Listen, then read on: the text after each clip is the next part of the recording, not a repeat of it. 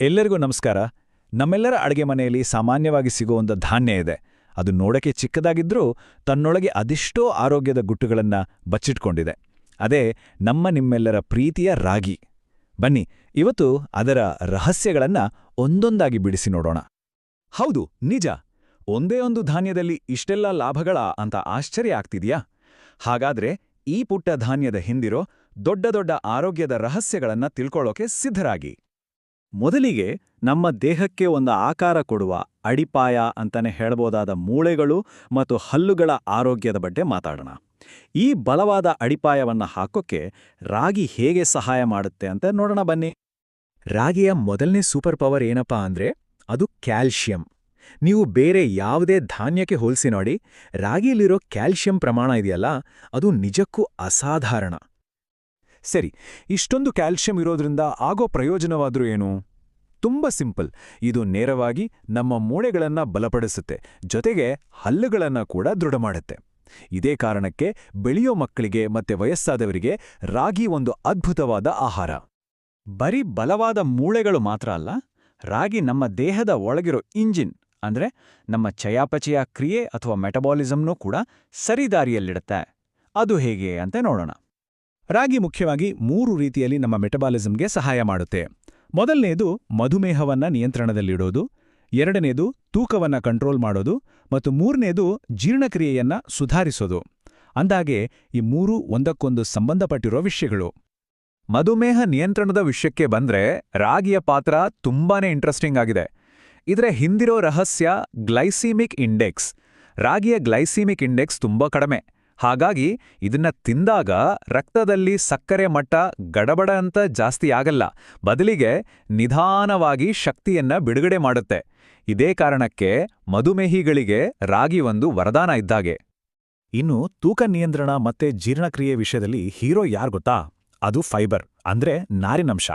ರಾಗಿಯಲ್ಲಿ ಇದು ಅಧಿಕ ಪ್ರಮಾಣದಲ್ಲಿದೆ. ಇದರಿಂದ ಏನಾಗುತ್ತೆ ಅಂದ್ರೆ ಹೊಟ್ಟೆ ಬೇಗ ತುಂಬದಾಗೆ ಅನಿಸಿ ಸುಮ್ಸುಮ್ನೆ ತಿನ್ನೋದು ಕಡಿಮೆ ಆಗುತ್ತೆ. ಅಷ್ಟೇ ಅಲ್ಲ, ಮಲಬದ್ಧತೆ ಸಮಸ್ಯೆಯನ್ನು ದೂರ ಮಾಡಿ ನಮ್ಮ ಜೀರ್ಣಾಂಗ ವ್ಯವಸ್ಥೆಯನ್ನ ಆರೋಗ್ಯವಾಗಿಡುತ್ತೆ. ಮೂಳೆಗಳಾಯ್ತು, ಜೀರ್ಣಾಂಗ ವ್ಯವಸ್ಥೆ ಆಯ್ತು, ಈಗ ನಮ್ಮ ದೇಹದ ಜೀವನಾಡಿ ಅಂದ್ರೆ ಹೃದಯ ಮತ್ತು ರಕ್ತದ ಸರದಿ. ರಾಗಿ ಇವುಗಳನ್ನ ಹೇಗೆ ಕಾಪಾಡುತ್ತೆ ಅಂತ ಈಗ ನೋಡೋಣ. ರಾಗಿ ನಮ್ಮ ಹೃದಯ ಮತ್ತು ರಕ್ತದ ಆರೋಗ್ಯವನ್ನ 3 ಮುಖ್ಯ ರೀತಿಗಳಲ್ಲಿ ಕಾಪಾಡುತ್ತೆ. ಕೆಟ್ಟ ಕೊಲೆಸ್ಟ್ರಾಲ್ ಕಡಿಮೆ ಮಾಡುತ್ತೆ, ಹೃದಯಕ್ಕೆ ಒಂದು ರೀತಿ ರಕ್ಷಣೆ ಕೊಡುತ್ತೆ, ಮತ್ತೆ ರಕ್ತಹೀನತೆ ಬರದ ಹಾಗೆ ತಡೆಯುತ್ತೆ. ಈ ಪ್ರತಿಯೊಂದರ ಹಿಂದೆಯೂ ಒಂದು ನಿರ್ದಿಷ್ಟ ಪೋಷಕಾಂಶದ ಶಕ್ತಿ ಇದೆ. ರಕ್ತಹೀನತೆ ಅಥವಾ ಅನೀಮಿಯಾವನ್ನ ತಡೆಯೋಕೆ ಅತಿ ಮುಖ್ಯವಾಗಿ ಬೇಕಾಗಿರೋದು ಕಬ್ಬಿಣದಂಶ. ರಾಗಿ ಈ ಕಬ್ಬಿಣದಂಶದ ಒಂದು ಉತ್ತಮ ಮೂಲ. ಹಾಗಾಗಿ ಇದು ರಕ್ತದ ಆರೋಗ್ಯ ಕಾಪಾಡೋದ್ರ ಜೊತೆಗೆ ದೇಹಕ್ಕೆ ಬೇಕಾದ ಶಕ್ತಿಯನ್ನು ಕೊಡೋಕೆ ಕೂಡ ತುಂಬಾನೇ ಸಹಾಯ ಮಾಡುತ್ತೆ. ಹಾಗಾದ್ರೆ ರಾಗಿ ಹೃದಯವನ್ನ ರಕ್ಷಿಸೋದು ಹೇಗೆ? ಇಲ್ಲಿ ಒಂದು ಟೀಮ್ ವರ್ಕ್ ಇದೆ. ಒಂದು, ಇದರಲ್ಲಿರೋ ಆಂಟಿಆಕ್ಸಿಡೆಂಟ್ಗಳು ಕೆಟ್ಟ ಕೊಲೆಸ್ಟ್ರಾಲ್ ಅನ್ನು ನಿಯಂತ್ರಣದಲ್ಲಿಡುತ್ತೆ. 2, ನಾವಾಗ್ಲೇ ಮಾತಾಡಿದ ಹಾಗೆ ಇದರಲ್ಲಿರೋ ನಾರಿನಂಶ ಕೂಡ ಹೃದಯದ ಆರೋಗ್ಯಕ್ಕೆ ತುಂಬಾ ಒಳ್ಳೆಯದು.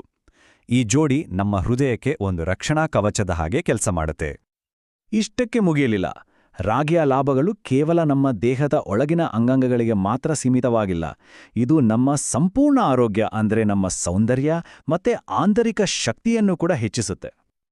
ಇದನ್ನ ನಾವು ಒಂದು 3 ಹಂತದ ಪ್ರಕ್ರಿಯೆ ಅಂತ ಅಂದ್ಕೊಳ್ಬಹುದು. ಮೊದಲು, ರಾಗಿಯಲ್ಲಿರೋ ಪೋಷಕಾಂಶಗಳು ನಮ್ಮ ರೋಗನಿರೋಧಕ ಶಕ್ತಿಯನ್ನ ಹೆಚ್ಚಿಸ್ತವೆ. ಆಮೇಲೆ ನಮ್ಮ ಚರ್ಮದ ಕಾಂತಿಯನ್ನ ಸುಧಾರಿಸುತ್ತೆ. ಕೊನೆಗೆ ಕೂದಲನ್ನ ಬುಡದಿಂದಲೇ ಬಲಪಡಿಸುತ್ತೆ.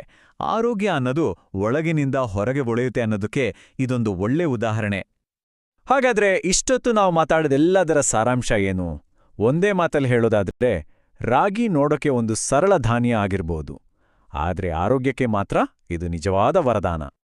ನಾವು ತಿಳಿದುಕೊಂಡ ಪ್ರಮುಖ ಅಂಶಗಳನ್ನ ಒಮ್ಮೆ ಬೇಗನೆ ನೆನಪು ಮಾಡ್ಕೊಳ್ಳೋಣ. ಕ್ಯಾಲ್ಶಿಯಂ ನಮ್ಮ ಮೂಳೆಗಳಿಗೆ ಬಲ ಕೊಡುತ್ತೆ, ಫೈಬರ್ ಜೀರ್ಣಕ್ರಿಯೆ ಮತ್ತು ತೂಕ ನಿಯಂತ್ರಣಕ್ಕೆ ಸಹಾಯ ಮಾಡುತ್ತೆ, ಕಬ್ಬಿಣ ರಕ್ತಹೀನತೆಯನ್ನ ದೂರ ಇಡುತ್ತೆ, ಆಂಟಿಆಕ್ಸಿಡೆಂಟ್ಗಳು ನಮ್ಮ ಹೃದಯವನ್ನ ಕಾಪಾಡುತ್ತೆ. ನೋಡಿ, ಒಂದೊಂದು ಪೋಷಕಾಂಶಕ್ಕೂ ಎಷ್ಟೊಂದು ಮುಖ್ಯವಾದ ಪಾತ್ರ ಇದೆ. ರಾಗಿಯ ಅದ್ಭುತ ಪ್ರಯೋಜನಗಳನ್ನ ನಾವೆಲ್ಲ ನೋಡಿದ್ವಿ. ಇದು ಸುಲಭವಾಗಿ ಸಿಗುತ್ತೆ, ಸರಳವಾದದ್ದು, ಆದರೆ ಅಷ್ಟೇ ಶಕ್ತಿಶಾಲಿಯಾದ ಧಾನ್ಯ. ಹಾಗಾಗಿ ನಮ್ಮ ಆರೋಗ್ಯಕ್ಕಾಗಿ ಈ ಸರಳವಾದ ಆಯ್ಕೆಯನ್ನ ನಮ್ಮ ಜೀವನದಲ್ಲಿ ಅಳವಡಿಸಿಕೊಳ್ಳೋ ಬಗ್ಗೆ ಯೋಚಿಸ್ಬೋದು ಅಲ್ವಾ?